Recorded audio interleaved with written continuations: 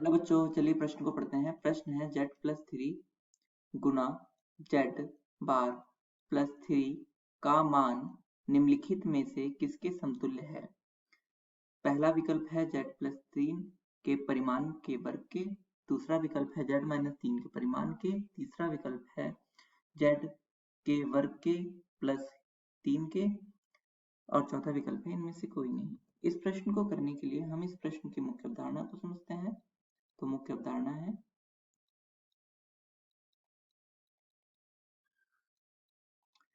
तो अगर z कोई सम्मिश्र संख्या है तो x प्लस iy के बराबर है, जहाँ पे जो i होता है वो वर्गमूल -1 के बराबर होता है, तब z बार जो होता है वह होता है x माइनस iy तथा जो z का जो परिमाण होता है वह बराबर होता है x का वर्ग प्लस y के वर्ग के वर्गमूल के बराबर होता है।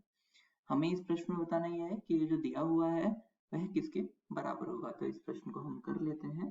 तो इस प्रश्न को देखते हैं। तो ये प्रश्न है हमारा, हम लिख लेते हैं। तो प्रश्न हमारा z+3 z बार प्लस 3, तो यहाँ पर हम इनकी गुणा कर लेते हैं। तो यह हो जाएगा z की z बार से गुणा होगी तो z गुणा z बार प्लस 3z प्लस 3z बार प्लस 3 9। ठीक है, ये हो गया। अब देखो, जो z गुणा z बार जो होता है वह बराबर होता है z के परिमाण के वर्ग के। हम इसको समझ भी सकते हैं। तो फिलहाल अगर हम इसको z को x प्लस iy लिखते हैं, देन z बार क्या हो जाएगा, x माइनस iy हो जाएगा। ठीक है, तो इन दोनों की अगर गुणा करेंगे तो क्या हो जाएगा, x प्लस iy गुणा x माइनस iy हो जाएगा, जो कि x का वर्ग माइनस i का वर्ग y का वर्ग। i का वर्ग कितना होता है, वो होता है -1, तो ये हो जाएगा x का वर्ग प्लस y का वर्ग, तो जो कि बराबर किसके हो जाता है, मॉड z के वर्ग के। तो z गुणा z बार इसके बराबर है।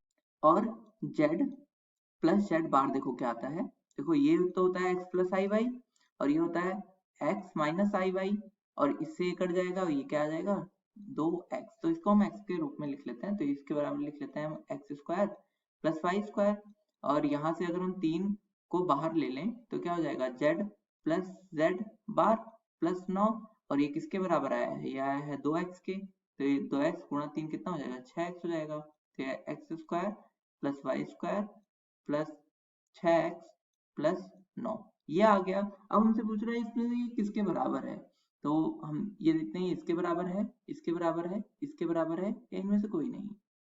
इसको करने के लिए हम इसका परफेक्ट स्क्वायर बना लेते हैं x का टर्म का। तो x square plus 6x plus 6x के जो गुणांक है उसका आधा कितना हो जाएगा 3। तो 3 का स्क्वायर को हम एक बार ऐड करते हैं और एक बार सब्ट्रैक्ट करते हैं, मतलब एक बार जोड़ते हैं और एक बार घटाते हैं। ठीक है, और प्लस 9 ये वाला हम ऐसे लिख लेते हैं, प्लस y का वर्ग।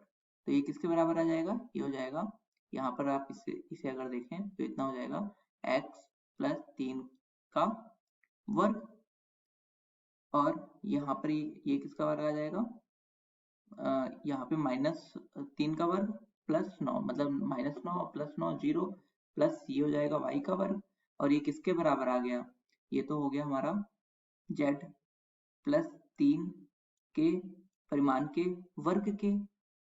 देखो इसको हम समझ भी सकते हैं।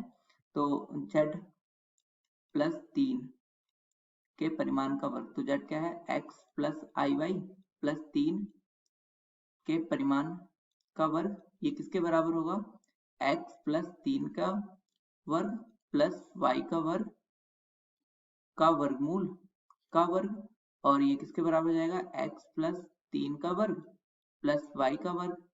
तो यहाँ पे हमारा जो सही विकल्प कौन सा हो गया, वह विकल्प हो गया हमारा ए।